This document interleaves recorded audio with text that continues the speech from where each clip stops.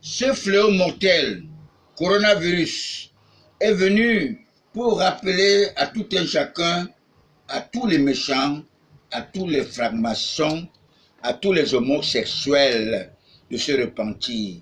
Elle n'est pas une maladie des vieux, comme les francs-maçons vous disent, car la retraite n'est pas une sanction et la vieillesse n'est pas une maladie.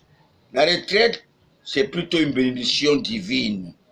COTRAC, collectif de travailleurs retraités de l'Afrique centrale, qui remplace MUPAC, qui est constitué des francs-maçons majoritairement qui boivent les cerveaux, construira dans nos 10 régions, 58 départements, les maisons de retraite. Tous les retraités seront des formateurs. Chacun d'eux donnera le meilleur de lui-même, car la vieille marmite fait la bonne soupe.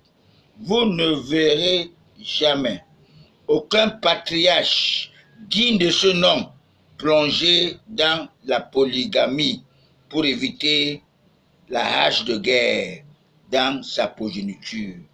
Mes très chers compatriotes, l'héritage se discute. Quel est le fils de la femme qui sera héritier?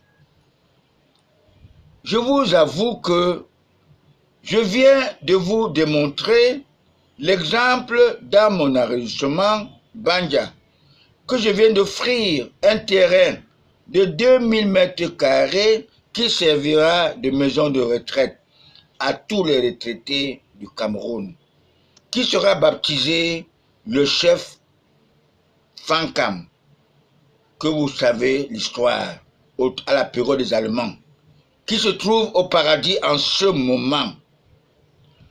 Mes très chers compatriotes, cette site a été découverte par les Allemands à l'époque coloniale et l'Allemagne connaît bien ces sites-là à l'arrondissement de Banja. Je vous prie de respecter, mes très chers compatriotes, les 14 mesures de notre Père de la Nation. Toutes ces brebis galeuses n'ont pas compris l'opération épervier. Voici venu l'opération épervier spirituelle. Tous ces grands, avec leurs biens illicites, qui se trouvent dans les grands loges de la franc-maçonnerie. Vous avez vu notre frère du Cameroun qui vient de tomber là, et certains du Sénégal qui vient de tomber, Diouf, qui était quand même le porte-sac de J.K. Dessin, ne seront pas épargnés. Les maillots du Bango, vous devez le comprendre, mes très chers compatriotes, car ils ont refusé de se repentir. Ils croient que le mensonge ou la politique est synonyme du mensonge. Ce virus, qui est l'œuvre du Satan, épargnera uniquement ceux qui ont la crainte de Dieu, excepté les naïfs et les naïves qui ne connaissent pas que notre marraine, la Sainte Vierge Marie, est la mère de notre Sauveur Jésus-Christ. C'est pour cette raison que j'avais demandé une messe d'action de grâce en 2016 à la cathédrale Saint-Pierre et Paul de Boladibon pour avoir épargné notre Père de la Nation lors du putsch de 6 avril 1984, commandité par l'homme du Code noir français, Amadou Ahidjo. Ce pauvre franc-maçon malien qui décède à 65 ans à Dakar, pas loin de son pays d'origine. Ce putsch du 6 avril 1984 a traumatisé notre chef de l'État pendant 36 ans. Et son pouvoir avait été confisqué par les enfants de lui, Paul Jola, les Oumona Joseph les gens de G11 et beaucoup d'autres, et qui prétendaient être président de cour constitutionnelle dans notre pays, au Cameroun. Mes très chers compatriotes, les Maliens n'ont pas besoin de carte de séjour au Cameroun. Ils ont même construit au Cameroun. Ils se sentent à l'aise plus que les nationaux. Cette période est très archaïque et révolue que le Cayenne montrait sa suprématie en disant que l'homme de Dieu est dans. Et jamais l'être spirituel se passe par les francs-maçons.